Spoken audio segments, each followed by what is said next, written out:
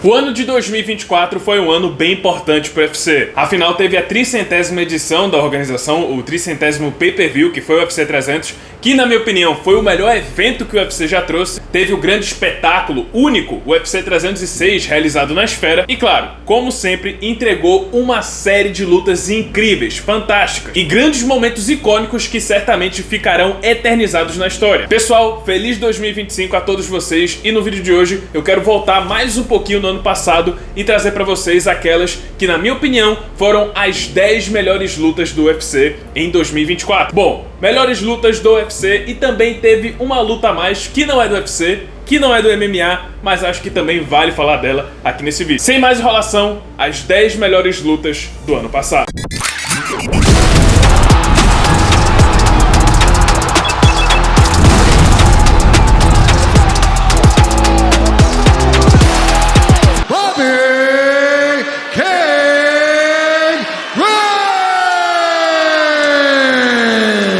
Bobby Green e Jim Miller são dois exemplos de atletas veteranos que ainda conseguem empolgar o público, e foi pensando nisso que marcaram essa luta pro UFC 300. Eles sabiam o que estava fazendo. Sem falar que também o Jim Miller realizou seu grande sonho de lutar nas 3 edições centenárias do UFC, o UFC 100, 200 e agora o 300. E foi mais um grande acerto, mais uma excelente adição para esse card, porque foi uma luta sensacional, sangrenta, trocação franca, um boxe muito afiado do Bobby Green, que por muito pouco não encerrou a luta na reta final, e mais, serviu como um excelente aperitivo para o restante do card do UFC 300, já que ainda vão ter 2 lutas que aconteceram nesse card que vão aparecer aqui nessa lista, então se prepare.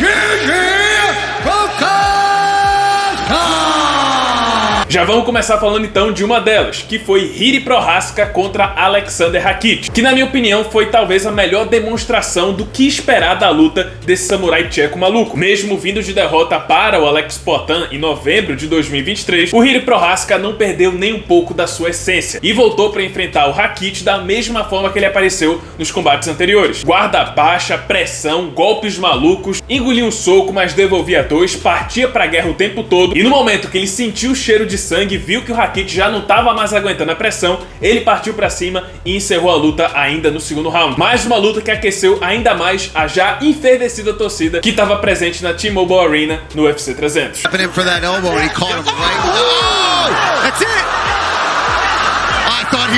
E sim, pessoal, Neandertais ainda existem, ou pelo menos temos ainda um exemplar, e ele sabe lutar MMA. Tô falando do Meatback Orobai, que enfrentou o Mateusz Rebeti no card do UFC 308. E foi uma luta sangrenta, violenta, me lembrou até os tempos do BJ Penn, que o octógono ficava lá todo manchado de sangue. Foi isso que a gente viu na luta do Orobai. E eu digo luta do Orobai porque eu particularmente estava torcendo bastante para esse pré-histórico. Ele ainda mostrou muito coração, tentou lutar até o fim, tava com um hematoma seríssimo no olho, mas não teve jeito. O Mateusz Rebek acabou vencendo esse combate, venceu o Neandertal. Essa luta foi eleita a melhor luta do UFC 308 e, na minha opinião, foi sem sombra de dúvidas uma das melhores lutas do ano. Vou perguntar uma coisa pra vocês. Vocês assistiram Gladiador 2? Vocês assistiram Top Gun Maverick? Sabe, aquelas sequências de filme que você pensava que não precisava, que era desnecessário, mas quando saiu do cinema, você se sentiu bem satisfeito. Você gostou e muito daquilo que você viu. Pois bem, Charles do Bronx contra Michael Chandler foi um exemplo parecido. Depois da primeira luta, pouquíssima gente pensava ou sonhava em ver uma revanche entre esses dois. Afinal, a primeira luta foi muito boa e meio que não tinha mais o que mostrar. Mas no UFC 309, depois de ter desistido de enfrentar o Conor McGregor, Michael Chandler reencontrou Charles do Bronx em uma luta de 5 rounds. E é exatamente o mesmo caso de Gladiador 2 e Top Gun Maverick. Não precisava ter uma continuação, mas ainda bem que ela veio. Charles do Bronx entregou uma das suas melhores atuações, uma das melhores lutas do ano também,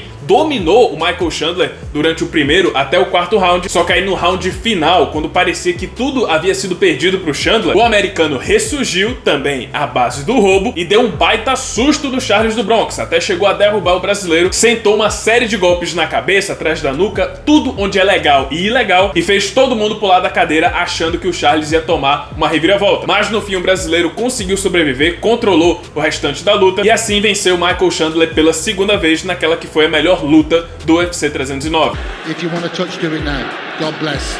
Max Holloway já tinha feito o seu ano. Com aquela luta no UFC 300, a conquista do cinturão BMF e $600 mil em bônus, naquele pay-per-view, o feito de Max Holloway no UFC 300 foi tão grande que ele podia decidir qual cinturão ele queria disputar. Cinturão dos leves contra o Islam Makhachev ou cinturão dos penas contra o Ilia Topuria, que tinha acabado de vencer o grande algoz do Holloway, o Alexander Volkanovski, que venceu o Holloway 3 vezes. Só que a grande mítica dessa luta era a seguinte: depois de 30 lutas, depois de todos esses anos sem sequer tomar o knockdown, será que seria agora que o Holloway finalmente perderia a virgindade no seu queixo? Era isso que Ilia Topuria prometia trazer nessa luta, que seria um combate entre dois daqueles que eram os melhores boxeadores do UFC, pelo menos no peso pena. E foi exatamente o que a gente queria. Foi uma excelente luta, muito técnica, os dois balançaram, tiveram seus momentos e no fim o Topuria cumpriu sua promessa, quando ele se tornou o primeiro lutador a não só dar o knockdown, mas também nocautear Max Holloway enquanto defendia seu cinturão dos penas pela primeira vez. If you want to touch, do it now. God bless. Ninguém esperava que Sean Strickland seria campeão dos médios em 2023, e eu diria que tinha menos gente ainda que conseguiu prever que Dricus du Plessis vestiria esse cinturão. Mas em janeiro de 2024, o sul-africano realizou seu sonho ao entregar uma das melhores lutas do ano, enfrentando o americano. O combate começou meio morno, com muitos jabs e estudos por parte do Strickland, mas foi esquentando à medida que a luta se estendia. No fim das contas, foi um combate bem acirrado, onde muita gente discordou da vitória do Dricus, mas acho que todos concordaram que essa foi uma das melhores lutas de 2024.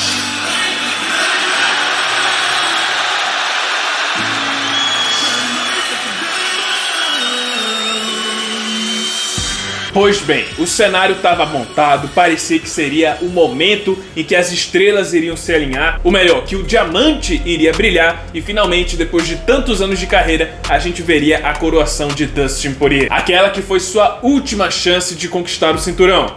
Depois de ter sido finalizado pelo Khabib Nurmagomedov e pelo Charles do Bronx, cá estava ele diante do Islam Makhachev, praticamente uma versão mais jovem do Khabib. Mas com uma visão mais fria, você via que parecia que tudo jogava contra o Dustin Poirier. Afinal, além de ser o Islam Makhachev, um campeão dominante que estava passando por cima de todo mundo, era um casamento ruim para o Poirier, já que ele é, como eu falei, uma versão mais jovem do Khabib. Mas não há como dizer que o Poirier não tentou. Pelo contrário, o cara se entregou de corpo e alma naquela luta. Ele foi pra cima, buscou a luta, machucou o campeão, mostrou que tava ali pra morrer ou pra sair com o título, só que mesmo assim não foi o suficiente pra bater o Islam. Poirier lutou com unhas e dentes, fez uma das melhores lutas do ano, mas no quinto round acabou sendo finalizado pelo campeão dos leves e assim perdeu provavelmente a sua última chance de ser campeão do UFC. Ele viveu pela espada e morreu pela espada, no melhor estilo Dustin Poirier. Agora sim, a luta que com certeza deu susto, matou muita gente do coração durante a transmissão. Depois de ter passado por cima de Jiri Prochazka,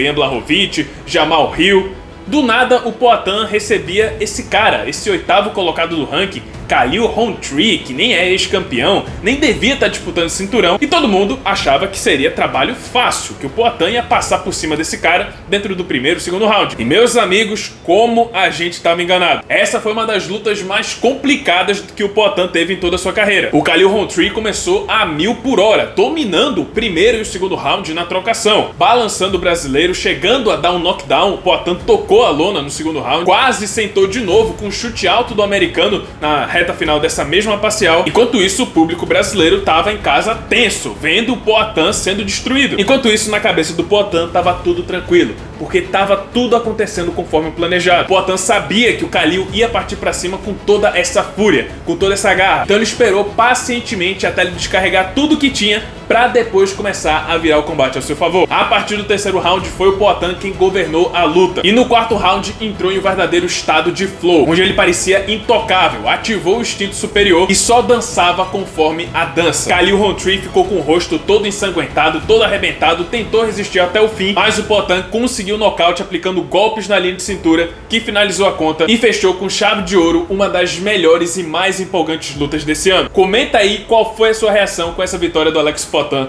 lá no UFC 307. O UFC 306 foi talvez o segundo evento mais importante do ano, depois do UFC 300. E teve uma série de lutas fantásticas, grandes estrelas lutando nesse card, mas no final das contas, aqueles que roubaram a cena foram os relativamente desconhecidos Daniel Zellhuber e o Esteban Ribovic, com uma luta épica e violenta de 3 rounds. Meus amigos, aquele terceiro round entre os dois foi um dos 5 minutos mais violentos que eu já vi em toda a minha vida. Pra vocês terem noção, foram mais de 150 golpes significativos conectados entre os dois. 150 golpes geralmente acontecem em lutas de 5 rounds.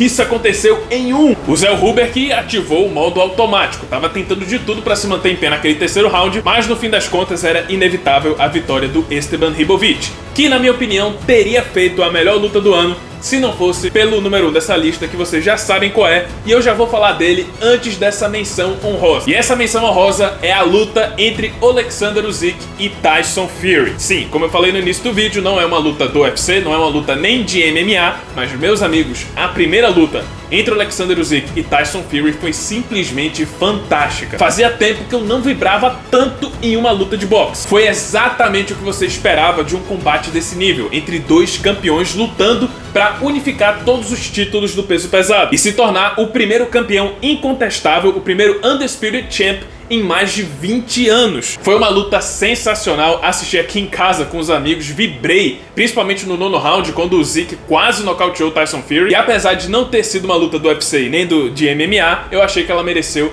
essa menção honrosa aqui nessa lista. Comenta aí se você também concorda comigo. E claro, número 1, Max Holloway contra Justin Gaethje, a melhor luta de 2024. Eu já falei aqui em vários vídeos, já disse pra vocês, já falei também que esse foi o melhor nocaute do ano, foi sem sombra de dúvidas a cereja do bolo do UFC 300 e foi exatamente o que a gente esperava. Max Holloway e Gaethje são conhecidos pelas lutas empolgantes. E vou dizer mais, o tempero especial dessa luta não foi nem a luta em si, porque se pegar a luta em si e comparar, por exemplo, com a do Esteban Ribovic contra o Zellhuber, eu acho que a do Ribovic foi melhor. Mas, meus amigos, o desfecho, aqueles últimos 10 segundos, pra mim aquilo ali tirou qualquer tipo de concorrência, não só de melhor nocaute do ano, mas também de melhor luta do ano. Max Holloway, assim como aconteceu no UFC 300, recebe o prêmio de melhor nocaute da noite, melhor luta da noite, e não só aqui, mas também no MMA Awards ele ganhou esses 2 prêmios e aqui não podia ser diferente. Max Holloway, melhor nocaute do ano e melhor luta de 2024. E é isso, esse foi o vídeo, espero que tenham gostado. Se você gostou, deixa seu like, se inscreve no canal, já ativando o sininho das notificações para não perder o próximo conteúdo. E é isso, muito obrigado por terem assistido e até a próxima.